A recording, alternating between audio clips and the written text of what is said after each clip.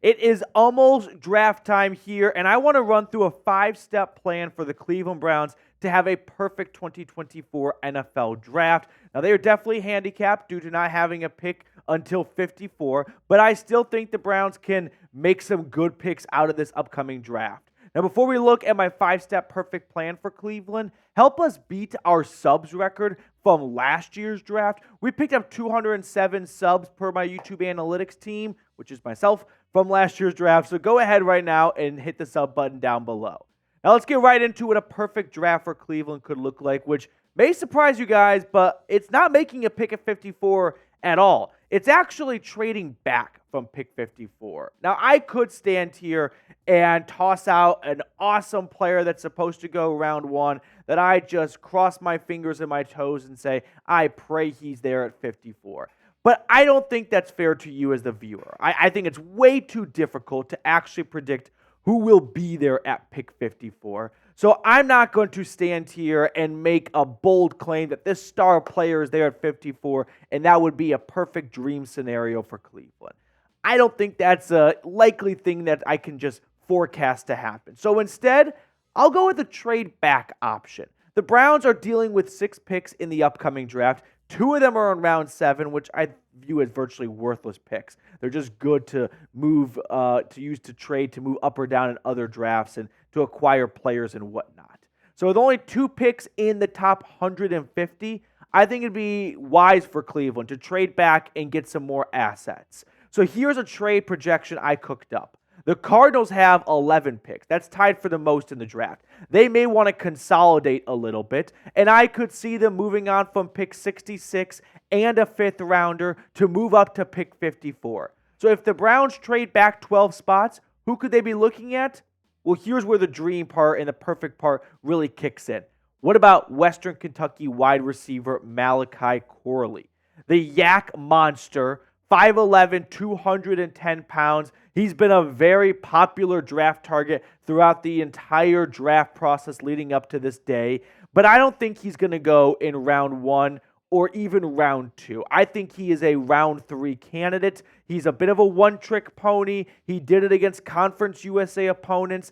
And no offense to North Texas defenders, but they aren't in the NFL, and that was a low blow to producer Cole and his alma mater. But I do believe that there's a good chance that Malachi Corley could be there in round 3 as a result, and he definitely has the horse trait that Andrew Berry looks for in his draft targets. He's got that one part of his game that no one else seems to have as good as he does, which is the Deebo Samuel in him, the ability to run through tackles. 985 yards last year for Western Kentucky, 11 touchdowns. He does not have an extensive route tree. He is not going to be a contested deep ball catcher. He is not going to win on 3rd and 8 with a sharp crossing route. But what he can do is provide a lot of creativity and just a lot of juice to the offense where you get the ball in his hands in open space and he can do the rest. I mean, look how he fares against some of the top receivers in this draft class. Yards after the catch last year, Malachi Corley, more than Malik Neighbors, more than Rome Odunze, more than Marvin Harrison, more than A.D. Mitchell. And this is a spot that the Browns need help in on their wide receiver unit. Look where Amari Cooper, Jerry Jeudy, Elijah Moore, where they stacked up in yards after the catch last year. Jeudy, the best of the bunch, ranking 54th. But I think this is a spot where the Browns may look at their wide receiver room and think, let's not add a receiver just for the sake of adding a receiver so we can check the cliche box of, we added another explosive weapon. No, let's be methodical about it. What does this wide receiver room need? It needs a guy who can get yards after the catch and work underneath. That's where Malachi Corley can be a huge asset and assistance to this Browns receiving core. So if it was a Malachi Corley pick, how would you grade it? A through F. I'd give it a solid B+. I don't think Malachi Corley is ever going to develop into the next Deebo Samuel of this league, but I think he can provide a lot of spark and a lot of juice to a wide receiver room that's lacking yards after the catch threats. Now, step 3 in a perfect draft for the Browns is actually the opposite of step 1. I want to trade up from pick 85. And I'll tell you who I'm trading up for in just a second. But first, a quick shout out to our sponsor today, Game Time. If you're looking to catch a playoff Cavs game, a Guardians game, or any other sporting event in your local area, plus concerts, comedy shows, and so much more, give Game Time a shot because they have the best deals for last-minute tickets.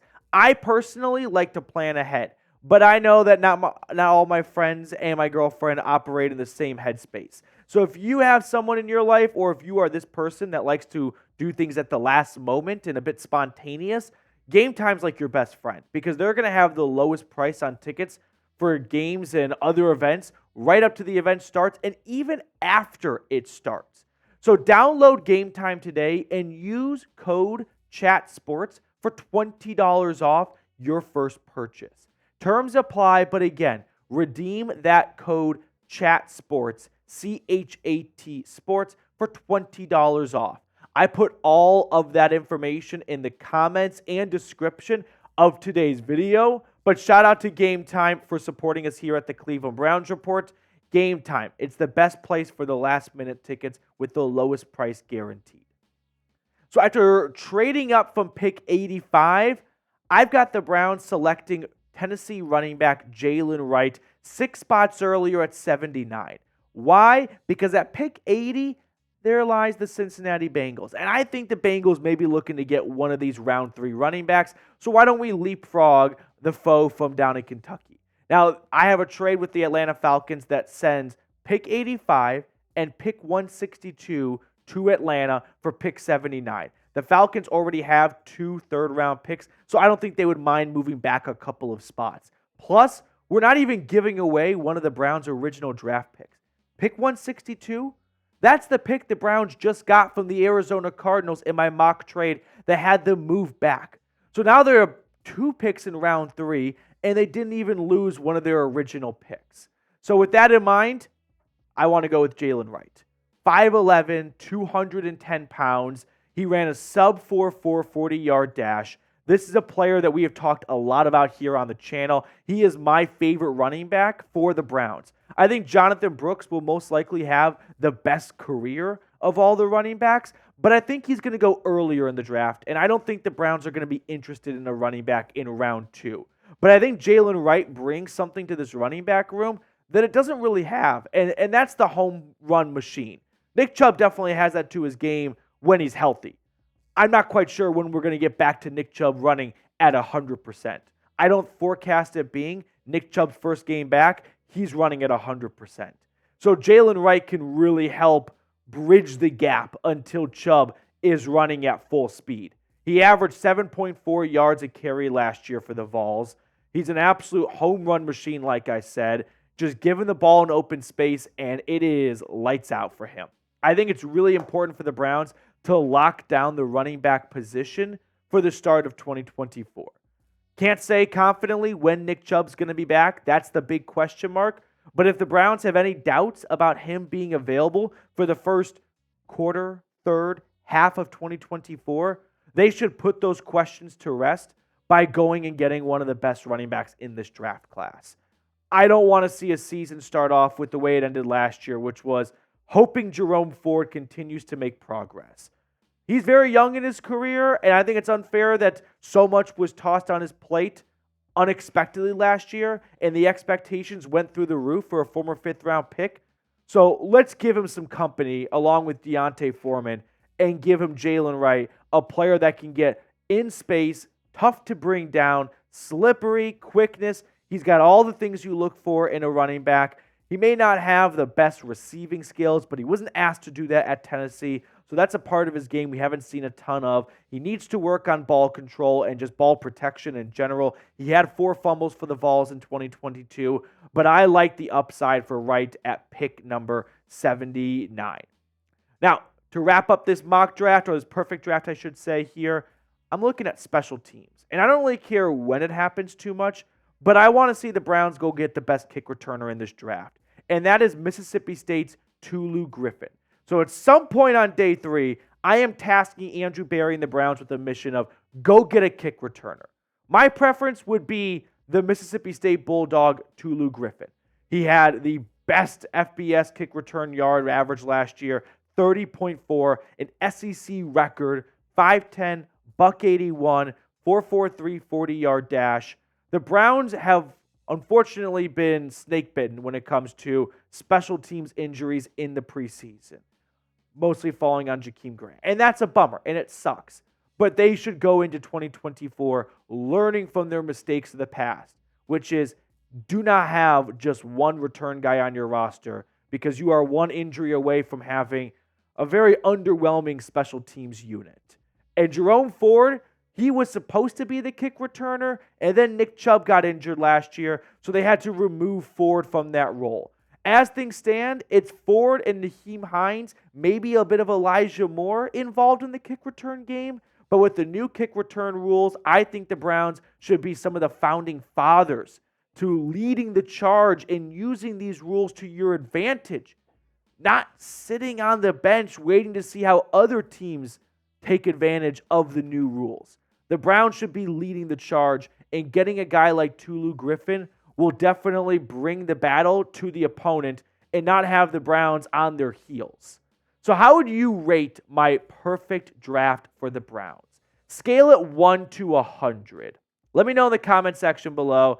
I would give myself a solid 84. Like, when you're not picking until 66, it's hard to have a home run. But I would settle for a standing double. I think I would take that for what the Browns have to work with in this draft. Before I let you guys get on out of here, off-season mode, pick a card time. Producer Cullen Brown, which card do you want to roll with here? Oh, I just dropped like half of them. I had to knock you down a letter grade for that North Texas comment. But other than that, I'm going to go with a 7 of hearts. 7 of hearts? Okay. I'm going to go with the 6 of diamonds. Okay. Not far off from you. Queen of clubs. Queen of clubs. All right, boys and girls, we will see you throughout the week. Make sure to subscribe to the channel. That way you don't miss any pick-by-pick analysis. And go Brownies.